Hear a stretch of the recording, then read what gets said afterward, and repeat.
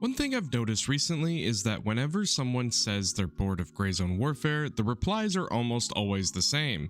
Go play PvP, try PvE, do a zero to hero run, help new players, and build maybe different weapons.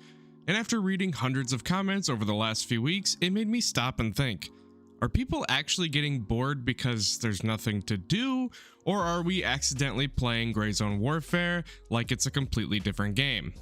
Now, before you guys start typing that I'm saying everyone is playing the game wrong, that's not what this video is about.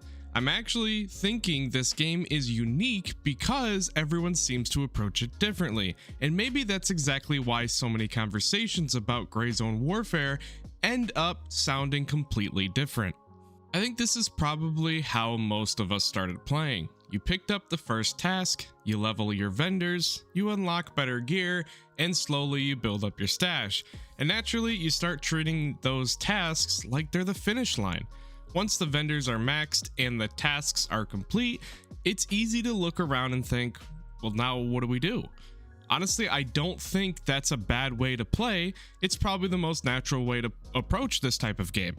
But I started wondering if that's also why some players end up feeling like they've reached the end much sooner than others. Then I started looking through comments from players who have claimed that they have hundreds or even thousands of hours in Gray Zone Warfare, and something interesting stood out. Almost none of them were talking about tasks anymore.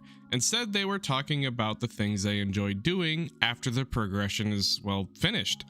Some spend their time helping new players complete missions, others jump into PvP almost every night, and some others create a zero to hero challenge for themselves, going to tier 3 locations with just a pistol or even just a knife looking for a box to get a pistol or a gun.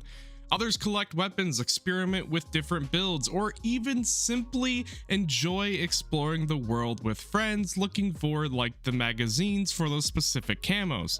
None of those things are official objectives, they're goals that players created for themselves, and that really made me think, maybe that's why two people can play the exact same game and walk away with completely different opinions, and that's with any game. You'll have somebody who dumps maybe 5 to 10 hours because the game has so much hype when it was first released, and they're like, this game sucks because it's not what I expected. And then you'll have another person who starts playing the exact same time and they're 3,000 hours into the game and they're saying, well, there's so much to do if you just create objectives for yourselves. Now, here's where I think the conversation gets interesting. You have the two players with two different perspectives on how to play the game, and that's with any game. Should players have to create their own fun is really the question. Some people would probably say, well, no, the developers should be able to create that.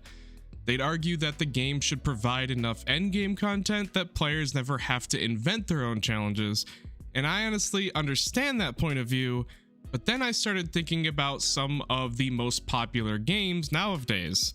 You have to think, well, Minecraft. Minecraft doesn't have objectives. The base game of Minecraft is just build, do whatever you want. DayZ doesn't really have objectives either. You have to survive and then build up your kit and hopefully you get better gear. What about Rust? Rust doesn't really have an objective. You go out, farm materials, build a base, and then you just do whatever you want from there. Are you going to compete for endgame zones or be the nuisance in the area? Even Tarkov to some extent has this kind of feel where you can do these quests or you can just kind of, well, rat or do whatever you want in the game and just kind of cause problems for other players. A lot of these games become fun because players start creating their own goals instead of following a checklist.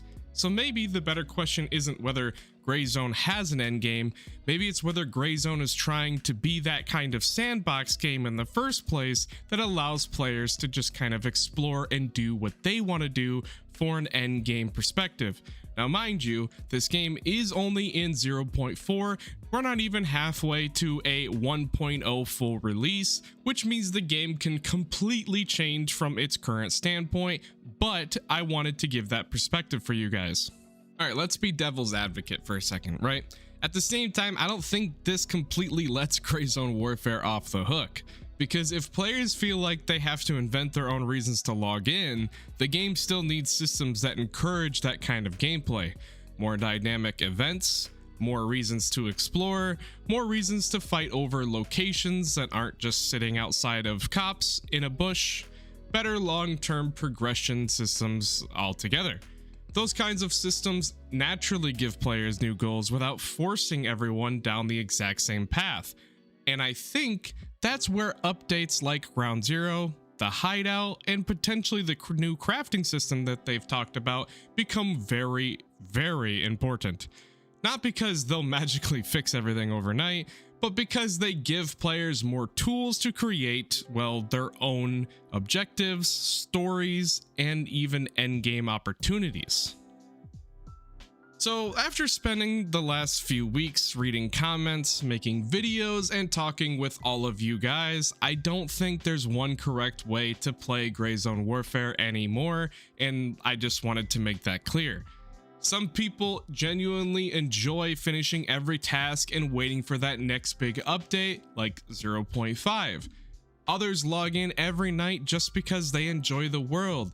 Some want intense PvP, others never even touch PvP. And honestly, that's what makes this game so interesting.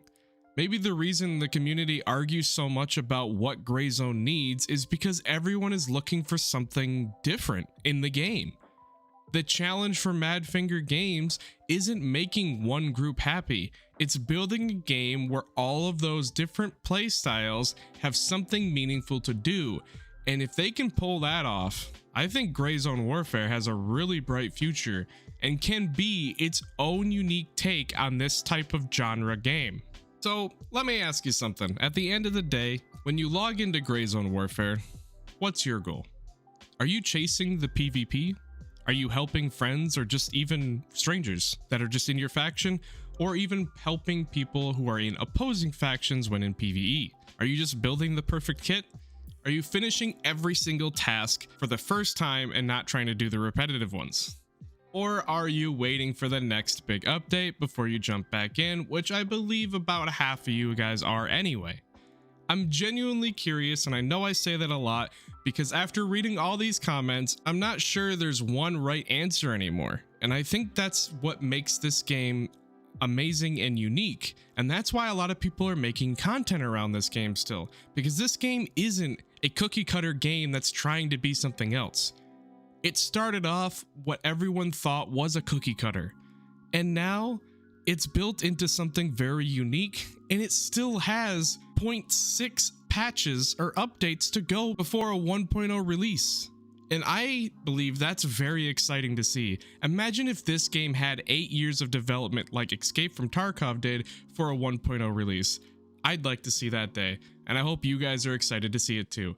Thanks guys for watching. I look forward to reading your guys' comments down below, and I'll see you guys next time.